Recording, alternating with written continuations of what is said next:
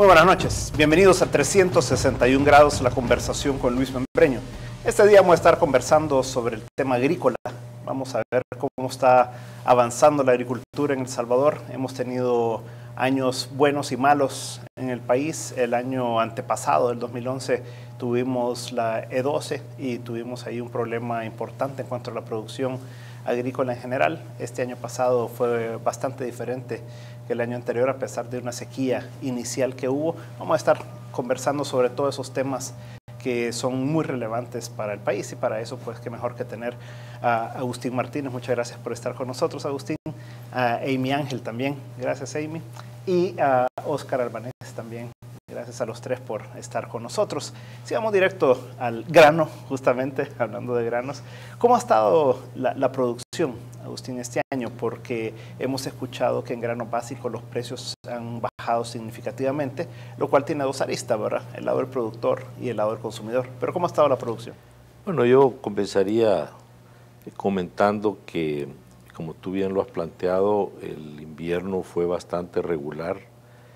A pesar de problemas que hubieron de lluvias al inicio, después se regularizó el periodo de lluvias y eso impactó de alguna manera positiva la dinámica de la producción, generando al final del ciclo una buena producción relativamente a los años anteriores, así que eso también ha venido a impactar un poco en el tema de precios, ¿verdad? Que tiene que ver también con el balance que hay de importaciones y de producción local, y que al final hace que los precios, esa dinámica en esa cadena, hace que los precios de alguna manera se vean afectados.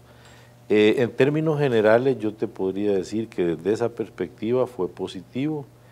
Si agarramos cada uno de los cultivos o sectores, cada uno tuvo su dinámica afectada, digamos, en el caso de dos sectores importantes, como el café y el azúcar, que al final ha venido un deterioro en los precios y que eso de alguna manera afecta. Sin embargo, en el azúcar sí hubo un crecimiento en la producción. En el café estamos viendo el problema de la roya, que sí está teniendo un efecto bastante fuerte. Que son, digamos, cultivos de exportación importantes. De ahí en la parte pecuaria sí han habido diversas situaciones, digamos la industria avícola, que te puedo decir con mucha propiedad, en la industria del huevo tuvo un crecimiento de más o menos un 4%, y en el sector de producción de pollo un 1,5%. Que eso en el caso del pollo nos pone a niveles desde el 2007, porque recordemos que la crisis del 2008 tuvo un efecto bastante fuerte en sectores como estos. Así que haciendo un balance general, yo creo que en algunos ha tenido efectos positivos hayamos tenido un invierno regular, pero en otros estamos siendo afectados por los precios. Creo que hay que hablar mucho sobre cómo resolver estas situaciones a futuro, porque creo que a veces no se percibe, pero los que estamos en esto permanentemente, sí consideramos que se debe tener una visión de más largo plazo para que no solo se estén resolviendo problemas coyunturales que se generan o que vienen generados por políticas que a veces solo ven el año o el ciclo agrícola. Debemos de ver hacia adelante, tenemos que apostarle a la tecnología, a la educación en el campo y a otros aspectos que creo que más adelante los podemos conversar. Amy, ¿cómo evalúas tú el año que estamos terminando realmente? Bueno, yo creo que en términos muy puntuales fue un año de cierta recuperación en términos de la producción nacional. En el año 2011 tuvimos una reducción de más de 3% en el valor de la producción del sector, mientras que el año pasado probablemente vamos a salir con un crecimiento un poco arriba de 1,5%. Entonces, cierta recuperación, aunque todavía no llegamos a nivel que tuvimos antes del 2011. Problemas de clima que al final fueron reducidos, entonces eso fue positivo para la mayoría de cultivos. Pero también tenemos vaivenes de precio que también van a tener un impacto en los sectores, por ejemplo en el café y también para los granos básicos para la siembra este año, ¿verdad? El mejor incentivo para la siembra es tener un buen precio. Entonces, si tenemos malos o bajos precios este año, en esa época vamos a tener una reducción en la siembra. Un impacto también por los precios internacionales muy importantes, no solamente en café y azúcar, sino también en los granos, que han impactado la producción pecuaria, combinado con también la reducida demanda interna debido a los problemas económicos de El Salvador. Entonces, un año de recuperación, pero una recuperación muy parcial.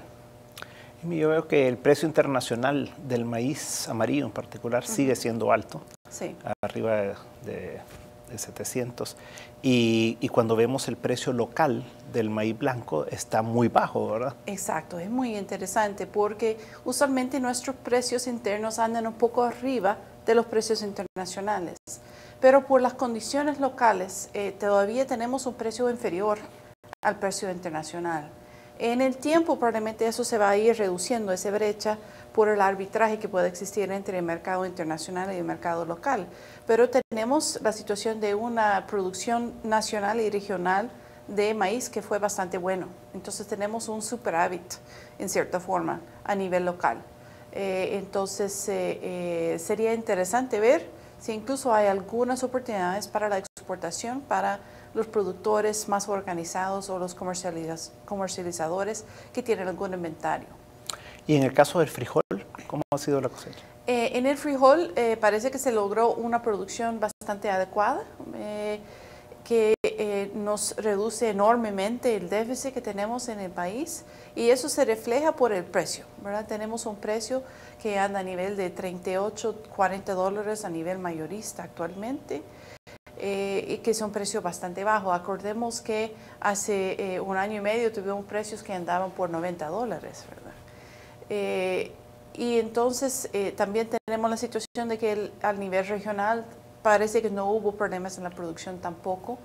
Entonces la producción de Nicaragua especialmente, que nos viene a suplir el déficit nacional a mediados del año, parece que también va a ser bueno. Entonces el frijol tuvo un buen año en términos de la producción. ¿Y el arroz?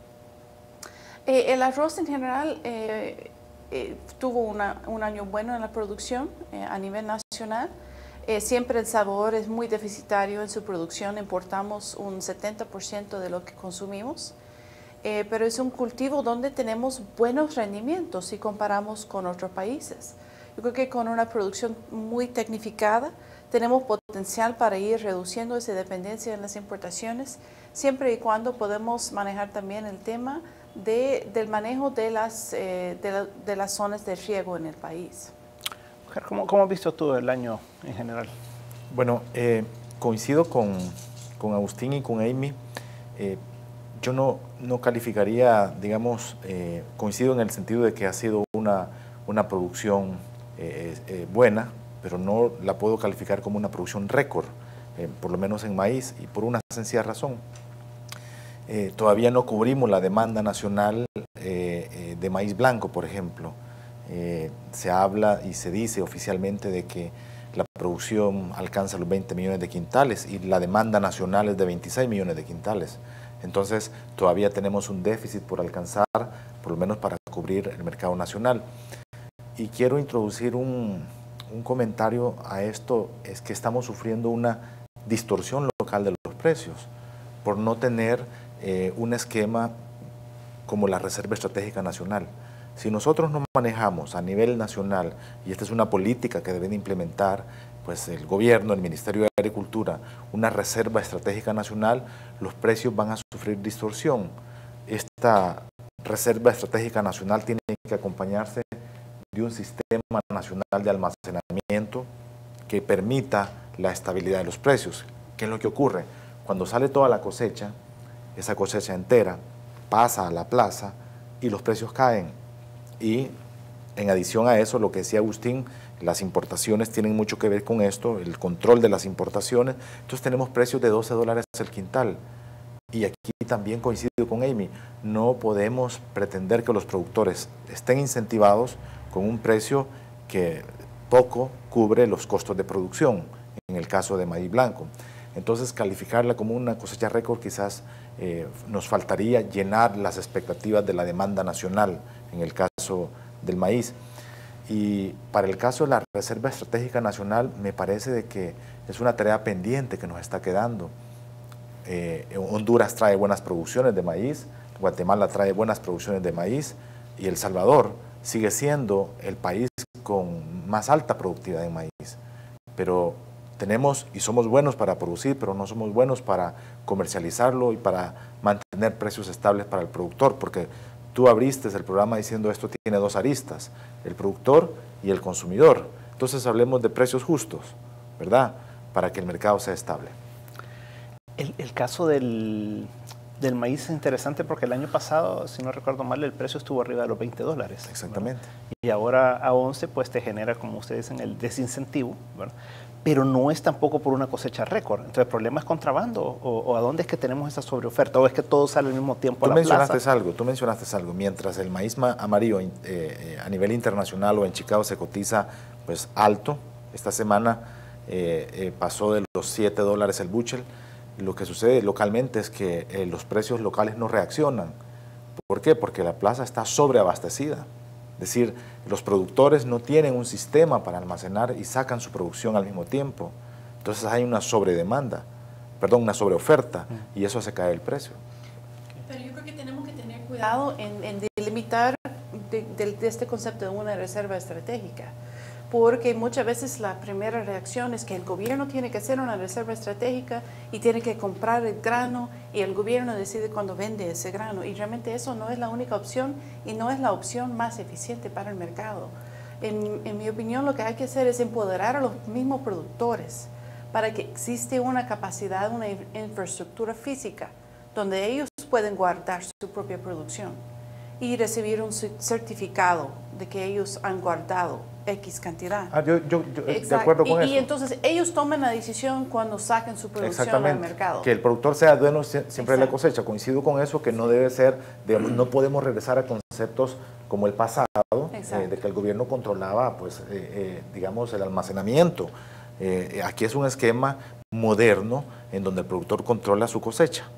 ¿De acuerdo? Y no vamos a volver al IRA, pues, no, que ese es el concepto de que el gobierno compre y almacena y genera la reserva estratégica. Hay que hacer una diferencia en el maíz amarillo y el maíz blanco.